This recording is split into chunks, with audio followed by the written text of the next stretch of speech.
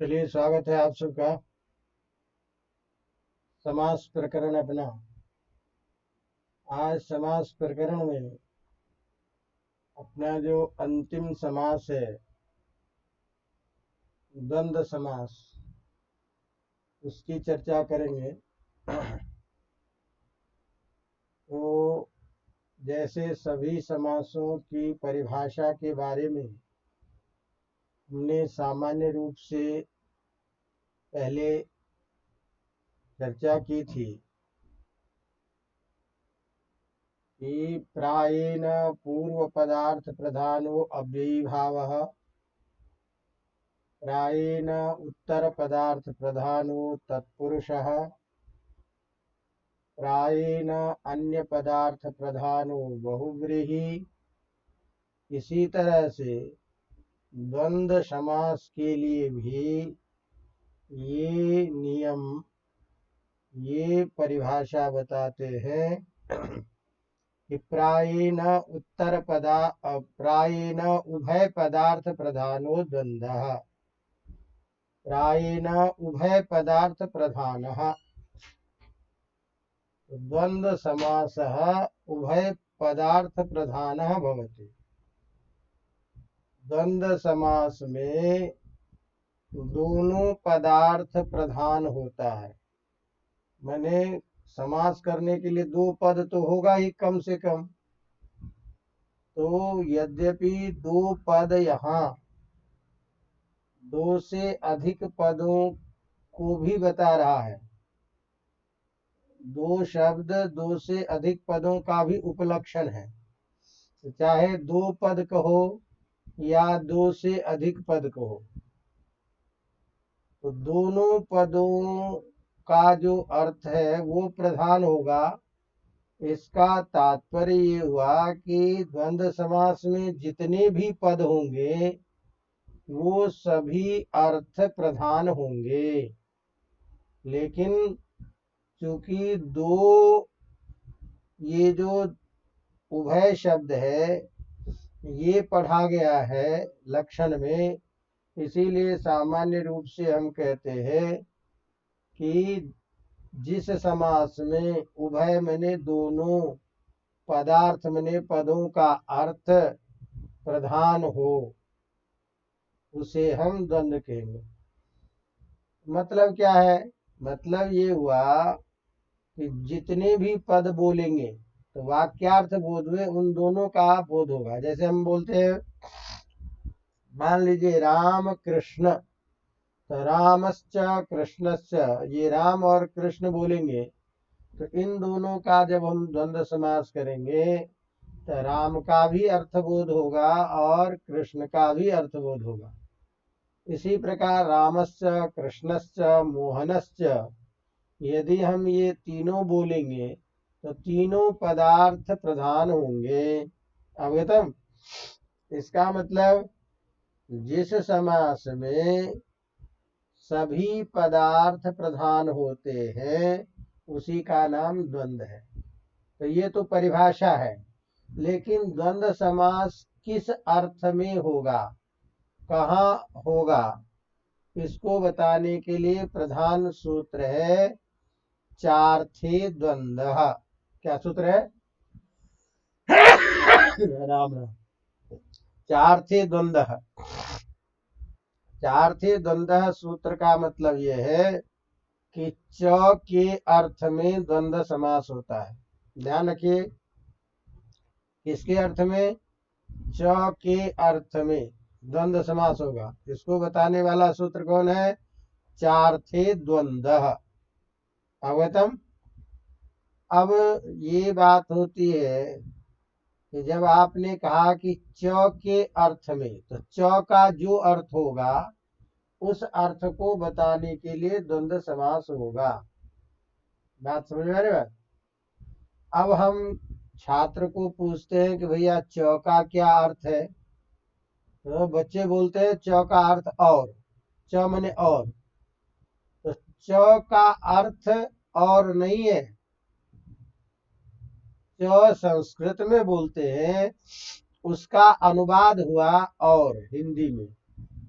वो अनुवाद मात्र है और शब्द का वाचक, अर्थ नहीं है वो।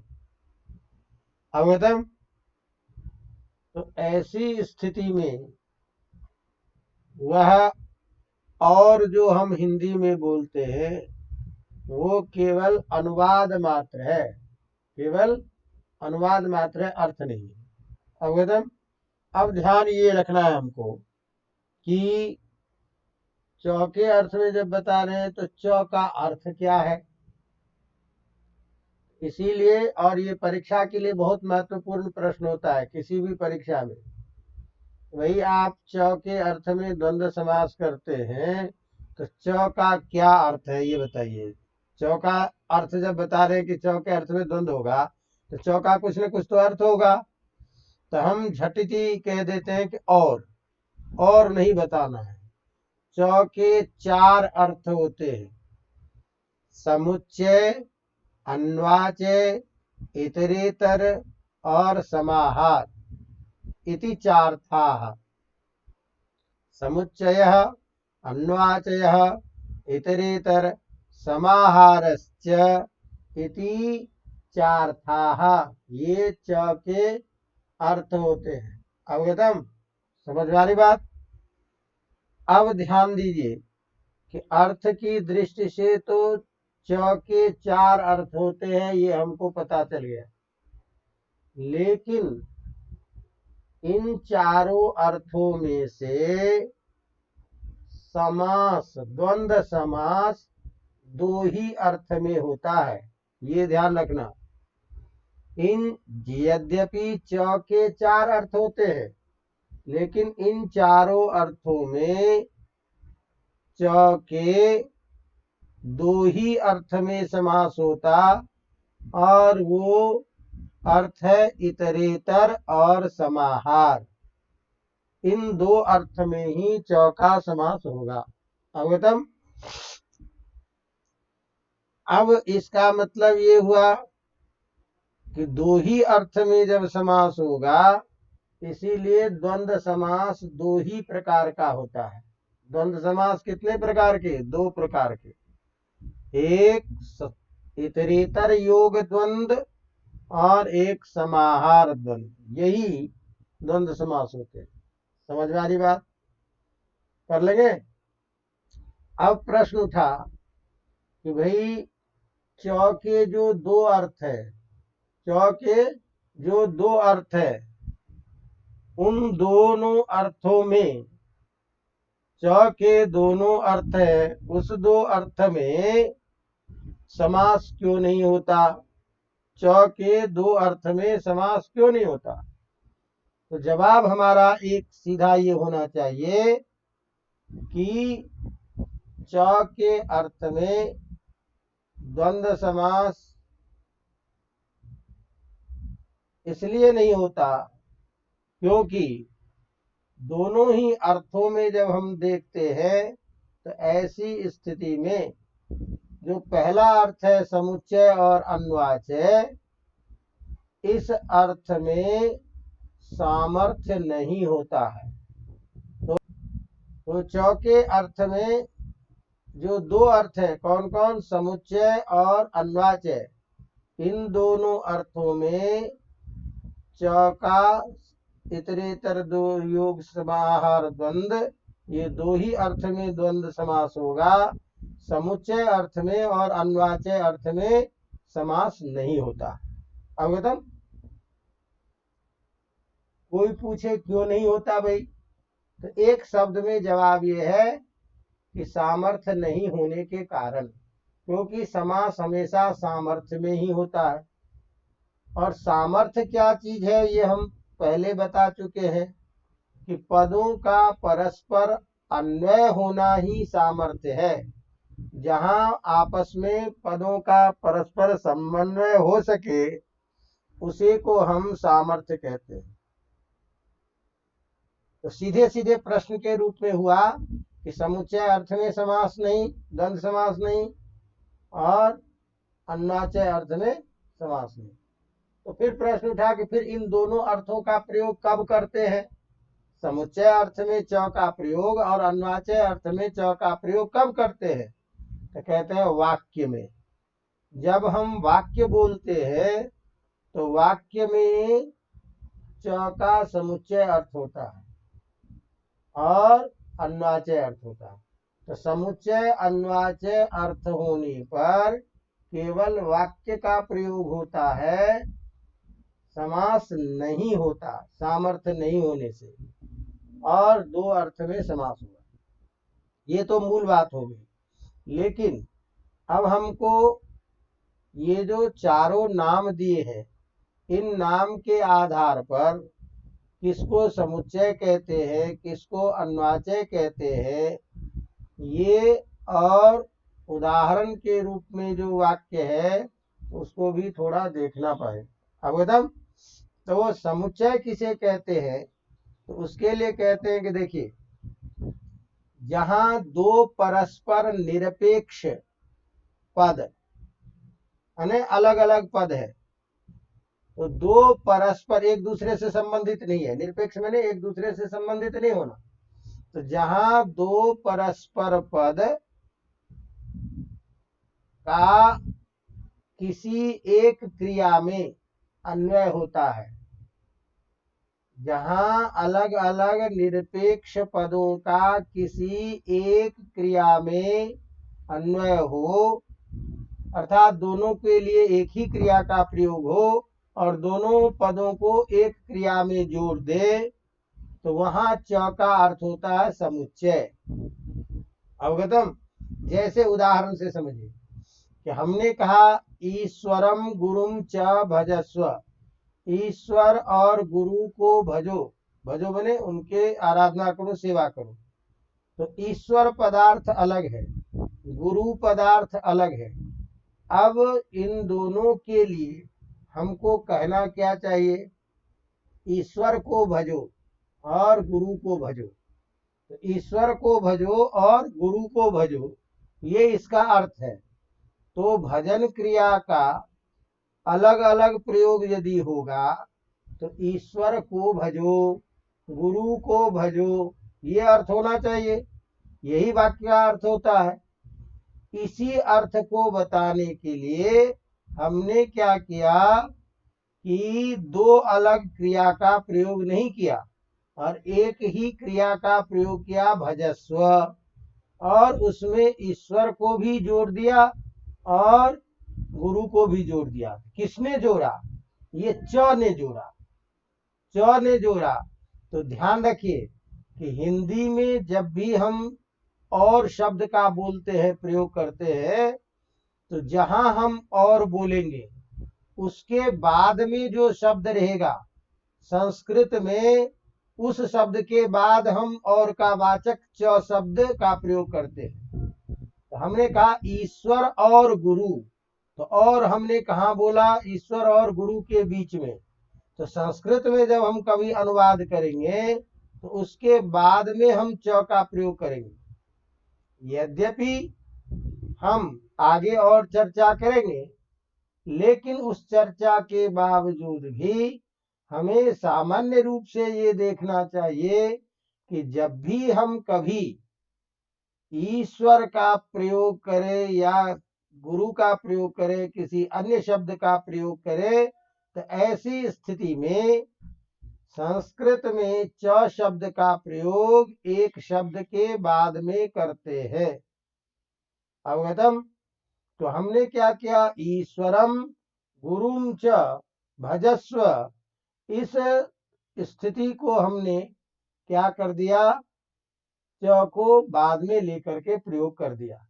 तो ऐसी स्थिति में क्या हुआ कि ईश्वरम गुरुम च भजस्व। अब यहां सामर्थ्य क्यों नहीं है, इसको यदि हम विचार करें तो स्थिति क्या होती है? स्थिति ये होती है कि यदि हम ईश्वर को भजन क्रिया के साथ यदि जोड़ते हैं तो बीच में गुरु व्यवधान आ जाता है, और यदि गुरु को हम क्या करें? भजस्व के साथ जोड़ेंगे तो ईश्वर छूट जाता है। तो इस तरह से एक साथ अन्वय नहीं होने के कारण सामर्थ्य नहीं है। पर्दा हटा दीजिए, पर्दा, लाइट चली गई है, कोई बात नहीं। हाँ, तो इस तरह से ईश्वरम और गुरुम च भजस्व, इस क्रिया में च का अर्थ समुच्चय होता है और अन्वय नहीं होने के कारण अर्थबोध नहीं होता, इसीलिए समास नहीं होता। अवगतम। दूसरा जो अर्थ है हमारा अन्वाचय। तो अन्वाचय किसे कहते हैं? तो अन्वाचय का मतलब होता है कि जहां किसी एक को हम प्रधान बना करके किसी क्रिया का प्रयोग करते हैं और दूसरी कोई जो चीज होती है उसको गौण रूप से हम उसी के साथ जोड़ देते हैं, तो गौण होना ही अन्वाचय कहलाता है। तो क्या तात्पर्य निकला कि दो अलग अलग क्रियाओं में एक को प्रधान रूप से बताना और दूसरी क्रिया और उसके क्रिया को बताने वाला जो शब्द है उसको गौण रूप से उसी में जोड़ देना, वो क्या कहलाता है? अन्वाचय। तो सीधा मतलब क्या हुआ? एक को दूसरे में गौण रूप से जोड़ करके प्रयोग करना। जैसे उदाहरण से देखो, हमने कहा भिक्षाम अट गाम च आने, भिक्षा के लिए जाओ और गाय लेते आना। अब भेज तो रहे हैं किसके लिए? भिक्षा के लिए। भिक्षा लाना प्रधान है। भाई आश्रम में रात्रि में भोजन क्या बनेगा वो साधन नहीं है, और आश्रम में गांव से भिक्षा ला करके ही उसी का भोजन बनता है। तो गुरु कह रहे छात्र को कि भाई जाओ गांव से भिक्षा लेके आ जाओ, और आते समय में गाय मिल जाए रास्ते में जंगल में चल रही तो उसको लेते आना। यहाँ प्रधान क्रिया क्या है? भिक्षा को लाना। और दूसरी जो गौण क्रिया क्या है? गाय को लाना। अब ये अलग बात है कि प्रधान हम किसको बनाएं, वो हमारे ऊपर निर्भर है। तो प्रधान तो हम किसी को बना सकते हैं, लेकिन सीधा मतलब हुआ कि किसी को प्रधान बना करके उसी के साथ यदि हम किसी दूसरी क्रिया को गौण रूप से प्रयोग कर देते हैं तो वो अन्वाचय कहलाता है। और इस अन्वाचय में भी सामर्थ्य नहीं होने के कारण, परस्पर पदों का अन्वय नहीं होने के कारण ये असामर्थ्य हो जाता है और इसीलिए समास नहीं होता। तो ये दो चीजें तो खत्म हो गई। अब हमारे पास बचा दो अर्थ जिसमें हम समास करते हैं। यह जो समास करते हैं ध्यान में रखना है कि इतरेतर और समाहार। तो इतरेतर किसे कहते हैं? इतर का इतर के साथ अन्वय होकर के प्रयोग होना। इतर मैंने किसी एक का, तो किसी एक का किसी दूसरे के साथ में जोड़ करके जहां हम प्रयोग करते हैं तो वहां जितने पद का प्रयोग करेंगे वो सभी अर्थ प्रधान होंगे। और प्रधान होने के कारण ध्यान रखना है समझने के लिए कि यदि दो पद का प्रयोग करोगे तो दोनों अर्थ प्रधान होगा। तो उस दोनों अर्थ को बताने के लिए द्विवचन का विभक्ति लगाएंगे समास करने पर। यदि बहुत अर्थ है, बहुत शब्दों का प्रयोग करते हो, दो से अधिक का, तो उसको बताने के लिए समास करने के लिए हम बहुवचन का प्रयोग करेंगे। जैसे मान लीजिए हमने कहा राम और कृष्ण, तो हम क्या बोलेंगे? रामः कृष्णश्च। क्योंकि इतरेतर योग द्वंद्व में अभी हमने आपको क्या बताया कि हिंदी में जहां और लिखते हैं, संस्कृत में उस और के बाद जो शब्द होता है उसके बाद हम च का प्रयोग करते हैं। लेकिन इतरेतर योग समास के विग्रह के समय में हम रामः कृष्णश्च एक ही च का भी प्रयोग किए हैं, तो ऐसा भी बोलते हैं। लेकिन हम ये भी बोलते हैं, विग्रह करते हैं रामश्च कृष्णश्च इति, न राम और कृष्ण। तो दोनों जगह हमने इसलिए लगा दिया क्योंकि दोनों पदार्थ को हमको बताना है, दोनों पदार्थ प्रधान होता है, इसीलिए सबके साथ हमने च लगा दिया। बहुत रहेगा तो बहुतों के साथ कर लेंगे, रामश्च कृष्णश्च मोहनश्च, राम और कृष्ण और मोहन। तो अब इतरेतर योग समास में एक समझने में आसानी ये होती है कि जितने भी पद हो उसके बीच के विभक्ति को हटा करके दोनों को मिला दो, और मिला करके दो है तो द्विवचन में प्रयोग कर लो, बहुत है तो बहुवचन में प्रयोग कर लो। और बहुवचन या द्विवचन में जो हम विभक्ति करेंगे वो बाद में जो शब्द रहेगा उसके आधार पर करेंगे। जैसे मान लीजिए हमने कहा रामश्च कृष्णश्च, तो रामश्च कृष्णश्च में राम कृष्ण को इकट्ठा कर दिया तो बन गया राम कृष्ण। अब चूंकि दो है तो बाद में कृष्ण शब्द है, कृष्ण शब्द के द्विवचन में औ लगाते हैं तो प्रयोग बनेगा राम कृष्णौ। यदि मान लीजिए राम कृष्ण और मोहन है तो तीनों को मिला दिया, तीनों को मिला करके अब हम देखते हैं कि अंतिम में पद है मोहन, तो मोहन जो पद है उस मोहन शब्द के प्रथमा के बहुवचन में हम कर देंगे मोहनाः, तो राम कृष्ण मोहनाः। ये हो गया इतरेतर योग द्वंद्व। अब यदि मान लीजिए उदाहरण के लिए कोई स्त्रीवाचक शब्द है, कोई पुल्लिंगवाचक शब्द है ना, सीता च रामश्च, राधा च कृष्णश्च, तो बाद में शब्द कौन है, कृष्ण। तो कृष्ण है तो कृष्ण शब्द के ही आधार पर पुल्लिंग में हम प्रयोग करेंगे राधा कृष्णौ।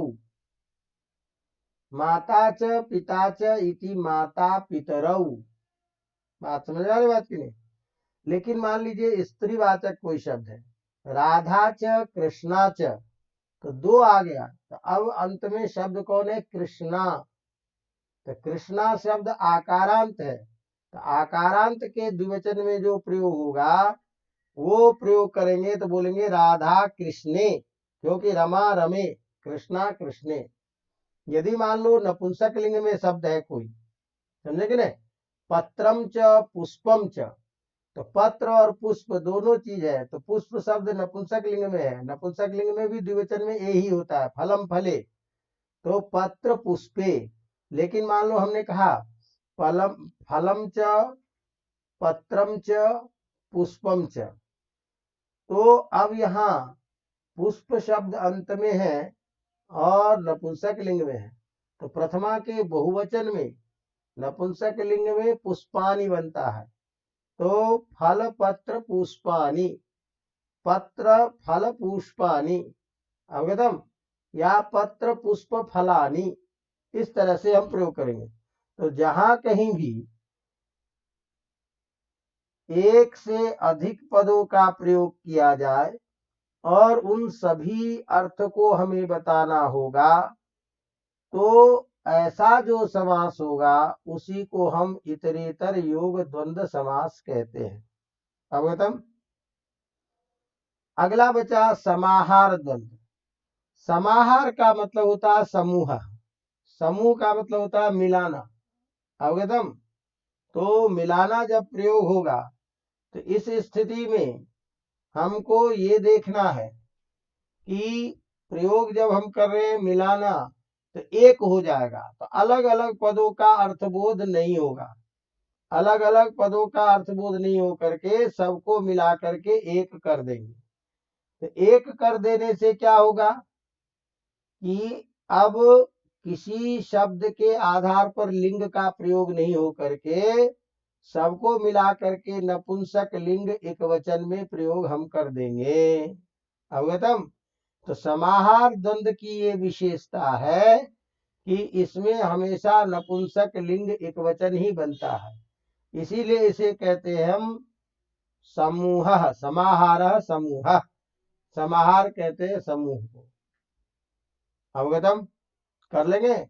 तो ऐसी स्थिति में अब चाहे स्त्रीवाचक शब्द हो चाहे पुरुषवाचक शब्द हो, सबको मिला करके समूह और एकवचन का प्रयोग होगा।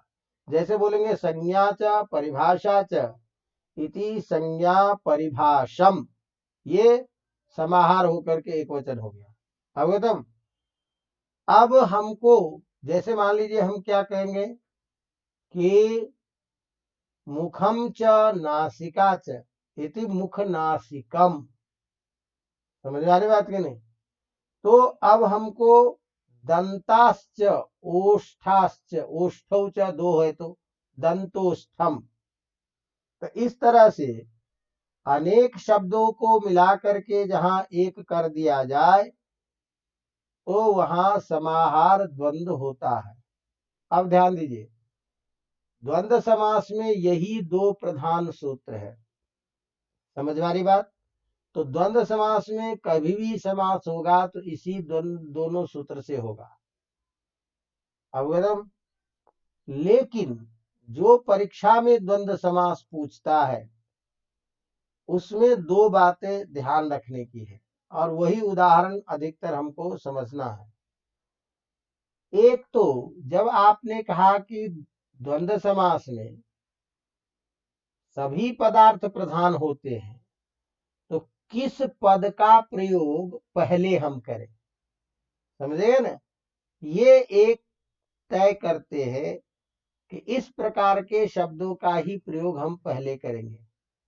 तो परीक्षा में ऐसे उदाहरणों में समास तो द्वंद्व समास है, लेकिन बहुत सारी स्थिति में इस प्रकार का भी प्रश्न हो सकता है कि इस समासिक शब्द में, इस उदाहरण में इस शब्द का प्रयोग पूर्व में क्यों? जैसे मान लीजिए हमने, आगे हम चर्चा करेंगे कुछ विशेष नियमों का, तो अब हमने कहा कि जो पूजनीय होता है, क्या समझे, उसका प्रयोग पहले करते हैं द्वंद्व समास में। जैसे हमने कहा सीता राम, तो सीता च रामश्च, यहां स्त्रीवाचक शब्द का प्रयोग हमेशा पूर्व में करते हैं। क्यों करते हैं? क्योंकि पुरुषों की अपेक्षा अपनी भारतीय संस्कृति में स्त्रियों को 1000 गुना अधिक महत्व है, श्रेष्ठता बताई गई है। इसीलिए हम राधा च कृष्णश्च इति राधा कृष्णौ, सीता च रामश्च इति सीता रामौ, यही बोलते हैं। बात समझ में आ रही बात की नहीं? ये भी कह सकते हो तो फिर शिव पार्वती क्यों बोलते हैं? पार्वती तो बाद में है, शिव पहले है। तो वहां ऐसे स्थल में हम बताएंगे आगे कि दूसरा नियम हो जाता है। दूसरा नियम क्या है कि जिस अक्षर में कम अच हो उसका प्रयोग पहले करो। तो हमने कहा शिवश्च पार्वती च, तो शिव में 2 ही अच है, पार्वती में 3 अच है। नहीं समझ आ रहा? इसीलिए शिव का विशेष नियम से पूर्व में प्रयोग होगा, तो शिव पार्वती बोलेंगे। तो ऐसे कुछ विशेष नियम हैं जिसके आधार पर किस शब्द का प्रयोग पहले होना चाहिए। एक तो ये बात।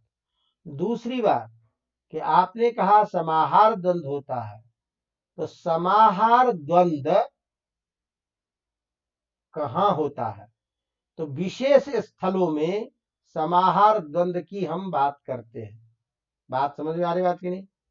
तो समाहार द्वंद्व की जब हम बात करते हैं तो ऐसी स्थिति में वो समाहार कहां कहां होता है, ये हमको ध्यान में रखने की जरूरत है। जैसे मान लो हम आगे नियम आपको बताएंगे कि शरीर का अंगवाचक शब्द यदि हो तो उसका हमेशा समाहार द्वंद्व ही होता है।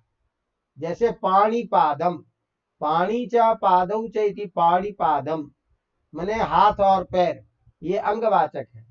हमने कहा मुखम च नासिका च इति मुख नासिकम, दंताश्च ओष्ठाश्च इति दंतोष्ठम। बात समझ में आ रही बात की नहीं? तो अब इसमें कुछ विशेष नियम है, उस विशेष नियम के आधार पर केवल हमको प्रयोग को ध्यान में रखना है। अवगतम?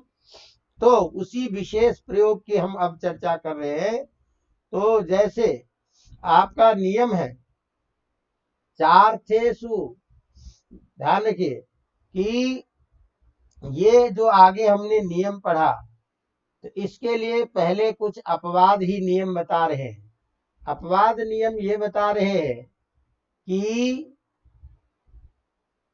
ये जो आपने कहा कि इस शब्द का पूर्व में प्रयोग होता है, इस शब्द का पर में प्रयोग होता है, तो उस दृष्टि से यदि हम देखते हैं तो ध्यान दीजिए कि विशेष नियम है, इसको हम अभी जहां ये नियम लागू नहीं होता उस चीज को हम चलिए प्रसंग के आधार पर कर ही लेते हैं।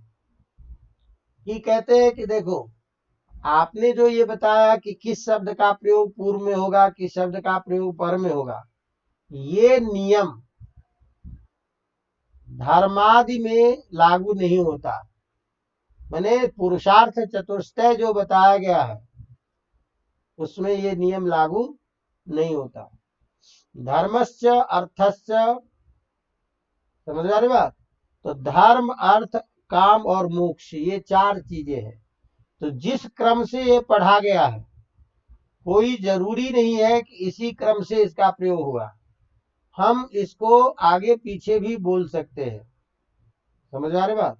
तो धर्मस्य अर्थस्य इति धर्मार्थो भी हम बोल सकते हैं और अर्थ धर्मो भी बोल सकते हैं। इसी तरह से कामस्य अर्थस्य इति कामार्थो भी बोलते हैं और अर्थ कामो भी बोलते हैं। समझ आ रही बात?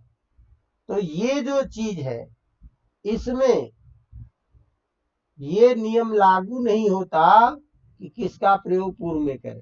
आपकी मर्जी के आधार पर है कि दोनों का प्रयोग हम आगे पीछे कर सकते हैं। इसी बात को बताने के लिए नियम दिया धर्मादिषु अनियमः।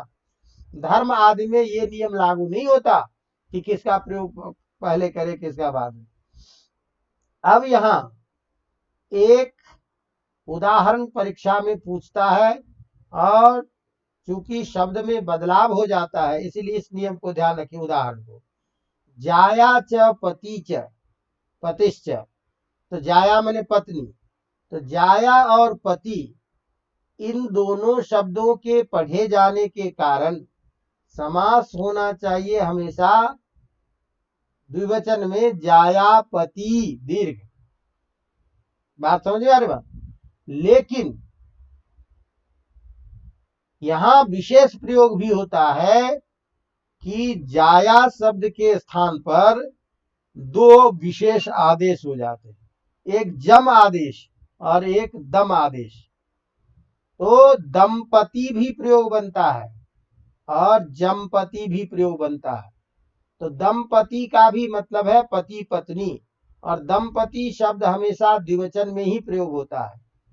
तो आपको परीक्षा में ये दंपति शब्द प्रसिद्ध है तो कई बार प्रश्न पूछ देता है। अवगतम? समझ आ रही बात की नहीं?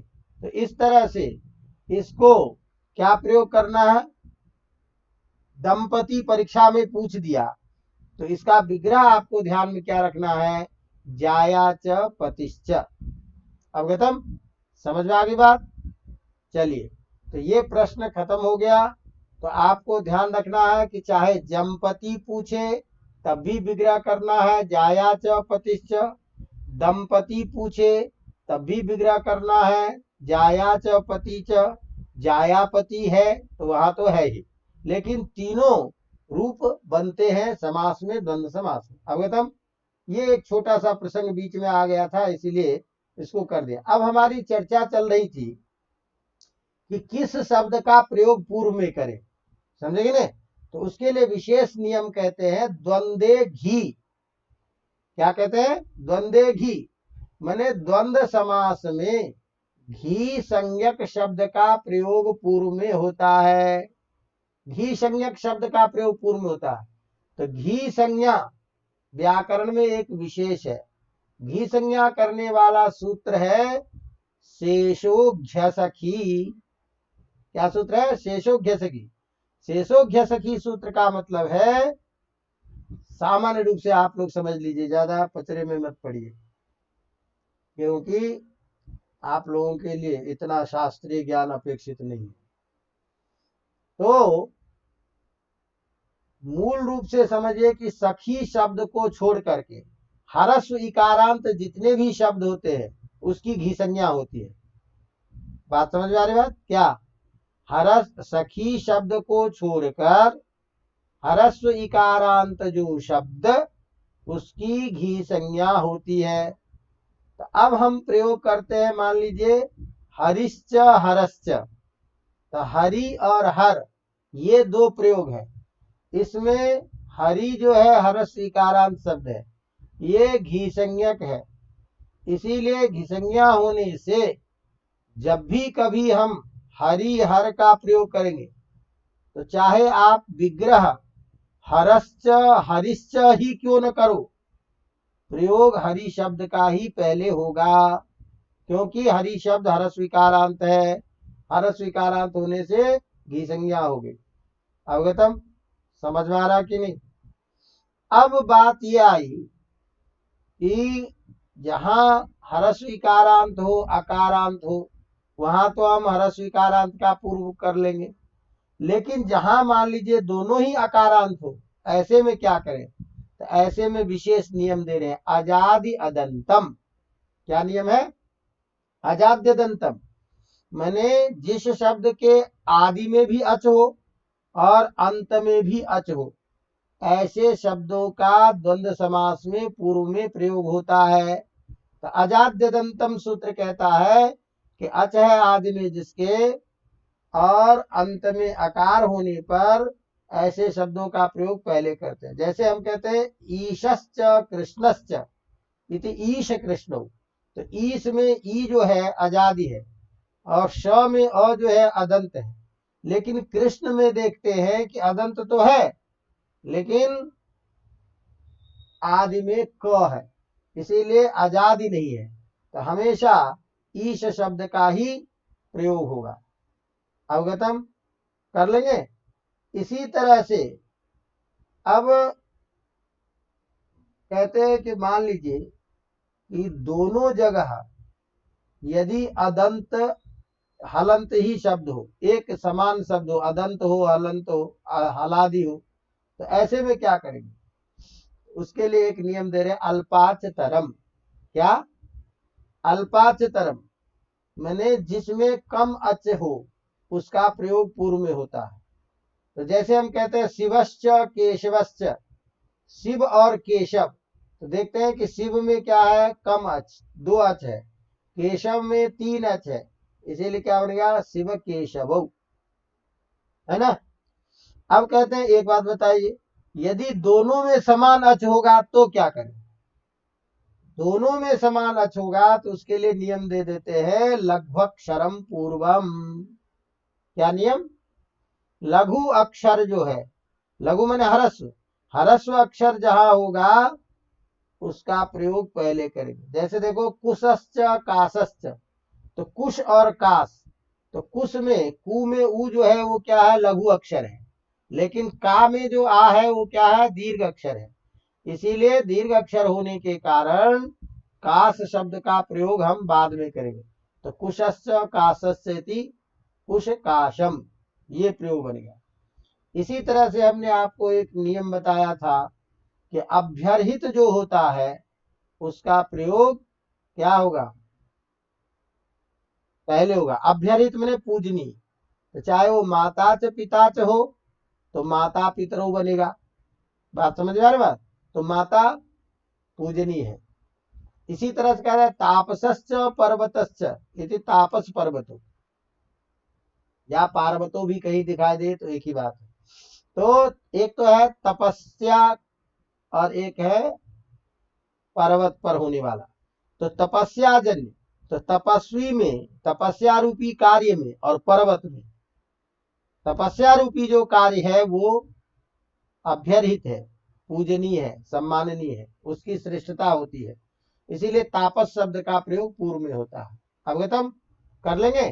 तो ये एक छोटा सा नियम था कुछ, जिसमें किसका प्रयोग पूर्व में करें, तो इस दृष्टि से ये कुछ हमने आपको नियम बताया। अब हमने दूसरी बातें क्या बताई थी कि समाहार द्वंद्व कहाँ कहाँ होगा, उसके लिए कुछ विशेष नियम दे रहे हैं, ध्यान दीजिए। तो पहला नियम दे रहे हैं, ये शाम च विरोधा शाश्वती कहा, जिसका जन्मजात विरोध होता है परस्पर, जिसका परस्पर जन्मजात विरोध होता है, ऐसे स्वाभाविक विरोध वाले सब के वाचक शब्दों का प्रयोग हमेशा समाहार द्वंद्व होता है। जैसे हम कहते हैं अहि नकुलम, तो अहिश्च नकुलश्च, अहि कहते हैं सांप को और नकुल कहते हैं नेवला को। तो सांप और नेवले का हमेशा जन्मजात विरोध होता है, इसीलिए क्या बन गया, अहि नकुलम, हमेशा समाहार द्वंद्व होगा। गोश्च व्याघ्रश्च, बैल का और सिंह का परस्पर विरोध होता है, इसीलिए हमेशा समाहार द्वंद्व होगा, तो गो व्याघ्रम ही बनेगा। काकश्च उलूकश्च, कौए का और उल्लू का जन्मजात विरोध होता है, इसीलिए क्या बनेगा, अवगतम, कि काकोलूकम। तो काक के बाद उलूक है तो बन जाएगा काकोलूकम। बात समझ में आ रही बात। इसी तरह से ऐसे एक आता है क्षुद्र जंतव भी आता है, जो क्षुद्र जंतु है उसका भी प्रयोग समाहार द्वंद्व में ही होता है।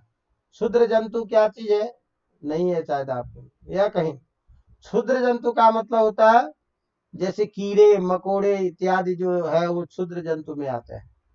जैसे बोलते हैं यूकाश्च लिक्षाश्च इति यूकालिक्षम, यूक कहते हैं जू को और लीख कहते हैं लीख को, लिक्ष, तो जू और लीख, तो यूकालिक्षम इत्यादि प्रयोग हमेशा क्षुद्र जंतु होने के कारण, जैसे हम कहते हैं मशकश्च कीटश्च इति कीट मशकम, नहीं समझा, कीड़े और मच्छर, तो कीड़े और मच्छर क्षुद्र जंतु में आते हैं, तो इन सब का भी प्रयोग द्वंद्व समास में समाहार द्वंद्व ही होता है। अगला जो प्रसिद्ध नियम है ये है द्वंद्वश्च प्राणी तूर्य सेनांगानाम, इसमें किताब में थोड़ा सा मिसप्रिंट है, तूर्य है ये, तूर्य, द्वंद्वश्च प्राणी तूर्य सेनांगानाम, तो प्राणी का अंगवाचक, तूर्य मने वाद्य यंत्र, तूर्य मने वाद्य यंत्र, और सेना का अंगवाचक, इन सभी शब्दों का हमेशा समाहार द्वंद्व ही होता है। जैसे हम बोलते हैं पाणी च पादौ चैति, पाणी पादम, तो हाथ और पैर, ये प्राणी का अंगवाचक है, इसीलिए हमेशा समाहार द्वंद्व ही होगा। इसी तरह से हम बोलते हैं मार्दंग वैनविकम, मृदंग से संबंधित और वीणा से संबंधित, तो बोलेंगे मार्दंग वैनविकम, ये वाद्य यंत्र से संबंधित शब्द है। इसी तरह से सेना का अंग, जैसे रथ की सेना, अश्वारोही सेना, तो हम बोलेंगे रथिकाश्च अश्वारोहश्च इति रथिकाश्वारोहम, अवगतम, समझ में आ रही बात। इसी तरह से ध्यान रखिए कि जैसे परस्पर जो विरुद्ध है चीजें होती है उसका भी हमेशा समास होता है, बात समझ में आ रही बात। तो विकल्प से होता है वहां, इतरेतर समाहार विकल्प से। जैसे हम बोलेंगे शीतम च उष्णम च इति शीतोष्णम, गर्मी और ठंडा, सुख और दुख दोनों परस्पर विरुद्ध है, तो सुख दुखम, सुख दुखे, दोनों प्रयोग बनेगा, अवगतम। अब हमने आपके इस पुस्तक में कुछ विशेष शब्दों का प्रयोग दिए हैं, जहां समास होने के बाद विशेष नियम से शब्द में कुछ बदलाव आता है, तो आपको केवल विग्रह और वो उदाहरण ध्यान रखना है। जैसे मान लीजिए कि हम प्रयोग करते हैं मित्रश्च वरुणश्च, मित्र और वरुण, तो मित्र और वरुण दो चीज है, तो समास होना चाहिए मित्र वरुण, तो मित्रा कैसे बीच में आ कैसे आ गया, नहीं। तो ऐसे जो परिवर्तन है आपको परीक्षा में पूछेगा मित्रा वरुण, लेकिन विग्रह क्या करना पड़ेगा, मित्रश्च वरुणश्च। तो यहाँ विशेष नियम आता है कि देवता का वाचक यदि शब्द होता है तो बीच में आ जाता है, तो मित्रा वरुण ये बन गया। इसी तरह से देखिए अग्निश्च स्तोमश्च, यहाँ जो सकार है उसको मूर्धन्य श में बदल करके हम प्रयोग बना देते अग्निष्टोम। तो अग्निष्टोम हमारा शब्द है, लेकिन हम प्रयोग क्या करेंगे, अग्निश्च स्तोमश्च। इसी तरह से अग्निश्च सोमश्च, इसमें दंत को मूर्धन्य शकार में बदल देते हैं, तो अग्निशोमौ ये प्रयोग बनेगा। अवगतम। तो इस तरह से कुछ विशेष उदाहरण है जो केवल आपको उदाहरण और उसके रूप में ध्यान में रखने की जरूरत है। अवगतम। तो इस तरह से हमारा यह द्वंद्व समास च के अर्थ में होता है, और च के 4 अर्थ होने पर उन चारों अर्थों में 2 ही अर्थ में समास करते हैं, जिसकी हमने चर्चा की। इस तरह से हमारा आज समास का प्रसंग ये संपन्न होता है। इस तरह से अब आप लोग पूरे समास प्रकरण को देखिए, जहां कहीं भी दिक्कत हो, समस्या हो, उसको रखिए, उसका समाधान करेंगे। और अब जो अपनी क्लासें चलेगी अभी 2-4 दिन 5 दिन, जो अत्यंत महत्वपूर्ण है आपके सभी आगे के सिलेबस को तैयार करने के लिए, जो आप सबकी एक बहुत बड़ी समस्या है, वह संस्कृत का थोड़ा सा अभ्यास, वाच्य परिवर्तन। इस वाच्य परिवर्तन के साथ हम उस चीज का भी प्रयास करेंगे, अभ्यास करने का, कि संस्कृत हम खुद लिख सके, अपनी भाषा में उसका प्रयोग कर सके, और चाहे पैसेज लिखना हो, संस्कृत में अपनी बात, किसी प्रश्न का जवाब देना हो, तो वो हम सक्षम हो सके। इसीलिए हम आप सभी से आग्रह करते हैं कि अभी तक आप जो इसमें सुन रहे हैं, नहीं सुन रहे हैं, स्वयं की भी तैयारी कर रहे हैं, वो कीजिए। लेकिन अब जो कक्षा चलेगी इसमें जरूर आप लोग सुनिए, और इसी आधार पर आपके इस परीक्षा की सफलता निर्भर होगी निश्चित रूप से। क्योंकि संस्कृत में जिस प्रश्नों का जवाब हमको अपनी भाषा में करना होता है, उसके लिए हम संस्कृत कैसे बातचीत में सीख सकते हैं, कैसे वाक्य बना सकते हैं, कैसे वाच्य परिवर्तन होगा, इन प्रश्नों के साथ भी हम इन सारी बातों को लेकर के चर्चा करेंगे। तो फिर हम इसके साथ में कल से उसकी कक्षा लेंगे। फिर उसके बाद ज्यादा समय नहीं लगेगा, कारण कि उसमें विषय वस्तु को ही हमको आपके सामने में रखना है। इतनी बारीकी से हर चीजों को, नियमों की व्याख्या की जरूरत वहां नहीं पड़ेगी। वहां तो जो सिद्धांत है उस सिद्धांत को समझाना ही है केवल। तो इसलिए आगे ज्यादा समय नहीं लगेगा, लेकिन अभी तक जो है इसी में अपेक्षाकृत समय ज्यादा लगा, और कुछ जो हम 2-4 दिन आगे अभ्यास करेंगे उसमें, इसलिए चिंता की जरूरत नहीं है, और कोशिश करेंगे यथा समय आप लोगों का कार्य हो। इसी के साथ हम आप सबसे विराम लेते हैं, फिर अगली कक्षा के साथ में मिलेंगे। तब तक के लिए धन्यवाद।